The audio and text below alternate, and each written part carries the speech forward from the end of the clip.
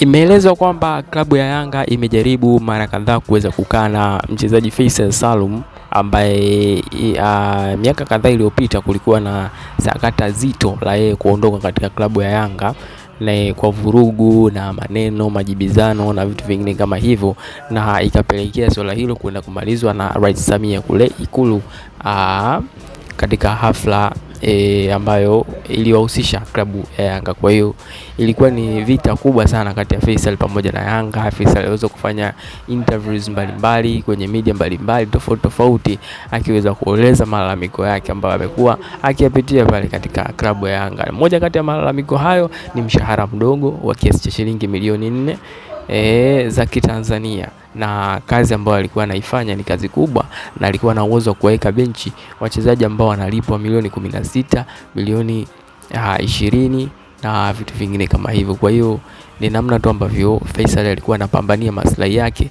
ndani ya klabu ya Yanga. Kwa hiyo akaonekana mbaya na vitu vingine kama hivyo. Kwa hiyo baada ya kupokea ofa nzito kutoka Azam, akaona si vibaya avunje mkataba kwa kurudisha fedha za klabu hiyo ya Yanga. Lakini hivi karibuni inasemekana kwamba viongozi wamerudisha moyo na kuhitaji huduma yake tena, kwa sababu wamekuwa na mahitaji naye. Sio kwamba waliachana naye kwamba walikuwa hawamhitaji, lakini ni mchezaji ambaye ana kipaji na aliendelea kuonesha kipaji chake hata ambapo walikuwa nje ya klabu ya Yanga.